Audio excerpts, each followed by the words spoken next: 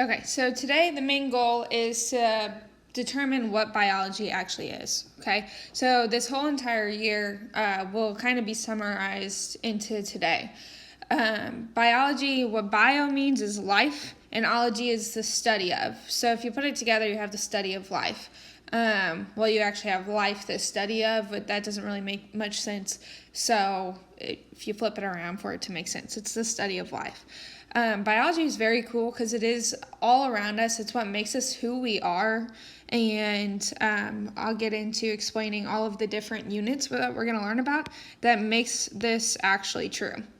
Okay, so again, themes of biology, this is just life. Okay, our objectives today is to define biology, which I already did. Define organism, which is just any living thing, okay? That can be a plant, animal, bacteria, whatever, okay? Anything that is alive. So, of course, that's going to go into the study of life, all right? And then define science, okay? What makes this actual science? Why do we believe science? Okay, we're going to describe the 7 themes that can help us organize what we learn about in biology. We're going to identify the tiny structures that make up all living things and organisms. And we're going to relate heredity to mutations to evolution. Okay, I know you don't know a ton of what all of that is yet, but we're going to get there, okay? Here's our key terms, all right? Our key terms are always going to be highlighted in red. So anything you see in red, I promise you it's important. I really hope you're not colorblind and you can see the color red. So here we are. All right, biology. Again, like I said, it's going to be in red. All right, so anything in red is important. Biology is the study of living things. Individual living things are known as organisms. And then what characteristics do organisms possess? Okay, so think about that for a second. What does every living thing have? All right, so just start thinking, okay, we all do some form of energy, okay? Anything with energy is going to be living, all right? And is it easy to distinguish living organisms and non-living organisms? Some, yes, others not necessarily, okay?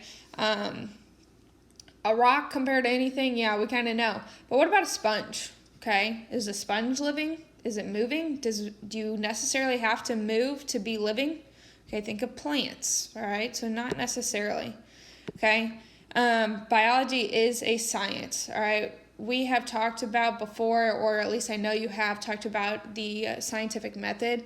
We're going to go into that later this week for us to actually understand that science is just a process of inquiry. And inquiry just means questioning, okay? Anything you're going to question and we can not prove, but we can at least test, okay? That's going to make it science. If we can test it, then it is going to be science, all right? If we can compare results to each other, create graphs, anything like that is going to actually make it a science. All right, so here's the 7 broad themes of biology. Cellular structure and function, okay? Cells, I know you guys know that cells make up our life, make us all who we are, okay? And they replicate. And we're going to learn how they function to do these things. His DNA is in your cell, all of these different things that make us who we are.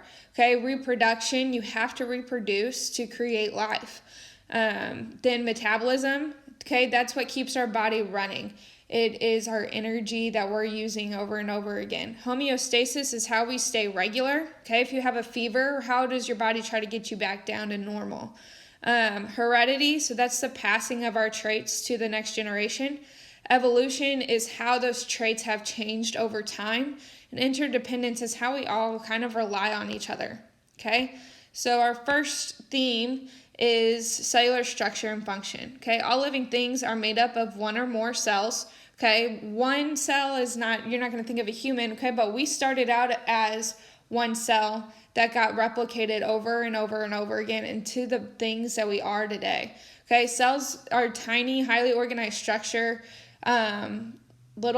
you can just think of them as little balls basically with thin layers of called membranes. Okay, these membranes make it possible for junk to not get into your cells. Okay, it's basically a wall and it keeps everything structured. Okay, all life has the same basic cell structure. Okay, there are two different kinds: plant cell, animal cell, and then there's also bacteria. But everything honestly basically falls along the same, just with a couple of differences. Some organisms are just one single cell. Okay, that would be your bacteria, viruses, anything like that. Okay, but we're made up of trillions. So there you can't see one cell. So the bacteria, the coronavirus, all of these things are living, but we can't see them. Okay, so you don't necessarily have to be big to be life.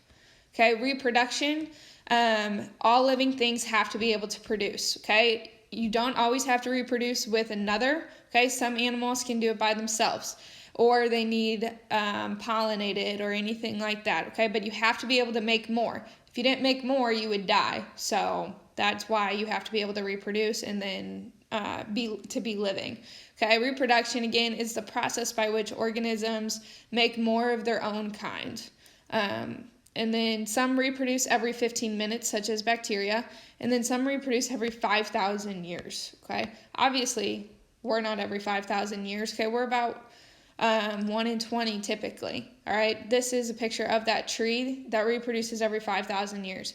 You can tell it is a very strong tree. So why would it need to make a bunch if typically it's going to live? Okay, typically the way you can think of reproduction, fish, okay, think of Finding Nemo whenever the eggs are all in the coral reef and there's so many of them, okay, but only Nemo survives. All right, that is why fish have to reproduce so much at one time, is so that way hopefully at least one survives. A tree like this, that's every 5,000 years, it knows it's going to survive, so it doesn't need to reproduce as much. Okay, metabolism. Again, this is the sum of all chemical actions to produce energy. Metabolism is what keeps you running, keeps your body moving, okay? If you have a high metabolism, then that means you're usually very energetic. If you don't, then usually it's the opposite, okay? So metabolism is the actual chemical reactions to make the energy. All living things need energy to move, to reproduce, to grow, and to even think, okay? Think of when you haven't eaten in a while, you haven't taken in any energy to make more energy. It's hard to think, okay? It's hard to remember things. Your brain doesn't even want to work, okay? Everything you do, even breathing, takes energy. So you have to have metabolism to make this energy, okay? Almost all energy used by life on Earth comes from the sun, all right? Think, plants need sun, all right? We get our oxygen from our sun. We get our oxygen from our plants who get their energy from their sun. All right, so again, it's all just a cycle of where things come from. Again, we all need to rely on each other. Plants, algae, and some bacteria capture the sun's energy for photosynthesis. That's what I was just talking about how we needed to create oxygen. Okay, and then you extract the energy from the food via respiration. Okay, plants create their own energy. They also create oxygen. We take in that oxygen from the plants to create more energy for us, but we can also eat the plants to be able to have energy. That's why typically, if you're a vegetarian, you don't eat as much food because you're getting a lot of energy. You're getting it from the source, okay? We can't eat the sun, but we can eat the plants. So that will give you the most energy out of anything that you can eat. All right, for our fourth theme, okay, so remember there's 7, we're on number 4 now. Homeostasis. Homeostasis is awesome. It's really cool to learn about. So it's always one of my favorite units for us to learn. It's about how all living organisms must maintain a stable internal environment. Okay, so what that means is when you're hot, you sweat. When you're cold, you shiver. Okay, all of this is because of homeostasis, and it's to keep everything inside of us working the way it should. Okay, so here is like the scientific definition of homeostasis is the maintenance of internal stability. So internal means inside, stability means stable, okay, where you don't fluctuate from one to another in an unstable environment. Okay, when it's hot, that's not normal. So we have to be able to fluctuate to maintain our normal selves there. Okay, here's another example, is that killer whales maintain an internal temperature due to layers of fat and high metabolism despite a cold environment. Okay, those big old whales live in very, very, very cold waters, okay? The homeostasis part that keeps them normal is all that fat keeps them insulated, and it also makes them have high energy. That high energy keeps your body moving all the time. Think of when you run, okay? You're using a lot of energy, but it also makes you warmer. There's our killer whales. I love killer whales. They're some of my favorite animals. Okay, our fifth one is heredity, and this is the process of passing traits from one parent to the offspring. Okay, it is the reason that most of the time you look like your parents. Okay, it's because it's passing most of their traits down to you. All right, but with humans or any kind of sexual reproduction, you have two parents. So that means you're a mix, okay? And a mix is good because that gives us hopefully the opportunity to live longer than our parents did. Okay, genes. So again, remember red means vocab. So important. Genes are the basic unit of heredity. Without genes, which are the coded DNA, we want to be able to understand where anything came from. So DNA, again, is just a long piece of information that makes proteins. Genes are just the coded part of it, okay? There are multiple genes within each DNA strand. DNA is so small but so cool, and literally the whole reason that we are the way we are. DNA is pretty awesome, and it's an exciting thing to get into them, okay? And then genes code for those, all right? If you have a change in a gene, okay, so that means something went wrong or didn't copy correctly from your parents. That's called a mutation, okay? Most mutations are harmful, okay? Cancer is one, all right, where your cells don't stop replicating. That's a mutation. Something went wrong. The mutations in sex cells are passed on to the offspring. So a lot of times if your parents have something wrong, you have the same thing, okay? But not all mutations are bad, all right? Being able to drink milk, that's a mutation, okay? At one point in time, that helped some humans live because they were able to drink milk and weren't able to get to water, okay?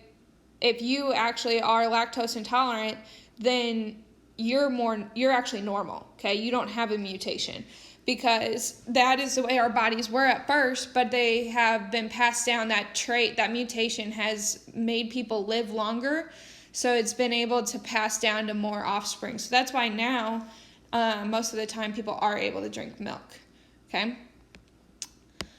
Evolution. So this is basically when the change in inherited characteristics, traits of species over generations is called evolution.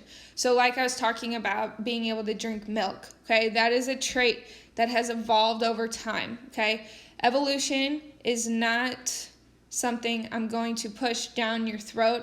I just want you to be able to understand what it actually means, okay? And it is something where you are passing a mutation down over time. So that means now we are different than the first round of humans that we have, okay? You're different than your parents, okay? We have all evolved to adapt to better things. A species is a group of genetically similar organisms that can produce fertile offspring. All right, so why this has to do with evolution is because there's mutations in each kind of species. Okay, so if you think of a horse, they make baby horses who can produce more. Okay, but whenever you make the mules, okay, a horse and a donkey, if they mate, they'll produce an offspring, but the mules cannot reproduce. Okay, and then natural selection. So this is just basically the process of evolution. This is where organisms that have favorable traits are able to survive and reproduce more often, causing the favorable trait to become more common. Okay, in normal terms, what that means is the survival of the fittest. Okay, the ones who survive longer can reproduce more, which in turn makes that whole process to where now that gene is being passed along. Okay, that's natural selection, is where the better typically sticks around. Sometimes the better doesn't always stick around.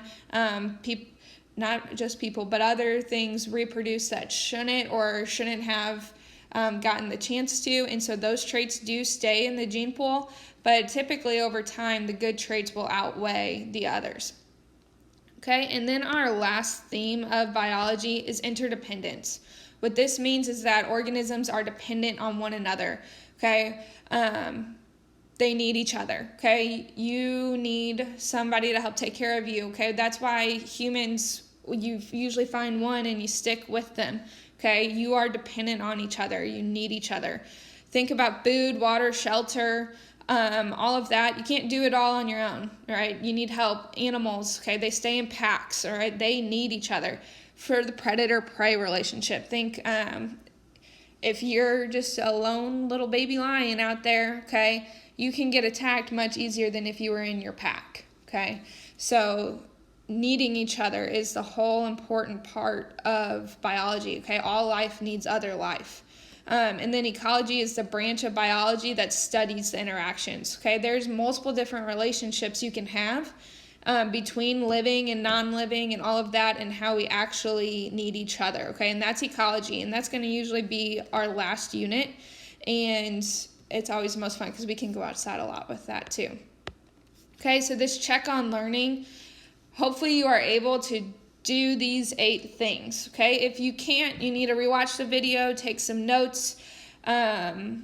Again, always take notes along with this. Just watching the video is going to get boring and you're going to drown me out after a while, okay? So make sure you have these notes. What you're going to do after this video is take a 10-question quiz. It's not a quiz, it's more of just an assignment, okay? And it is going to, it's going to check to make sure that you understand just how biology is all related to one another. Some notes always help you do this better, okay? You can retake it until you get 100, because I want you to know it, all right? I'm not trying to get you on your grade. I'm trying to want you to know it. So make sure you do that, and then tomorrow we'll get into how science is science and more on the scientific method, okay? If you have any questions, you know I'm always on Zoom. You can check your email, anything like that, but make sure you get that quiz done by tomorrow, all right? And tomorrow we will go into the scientific method.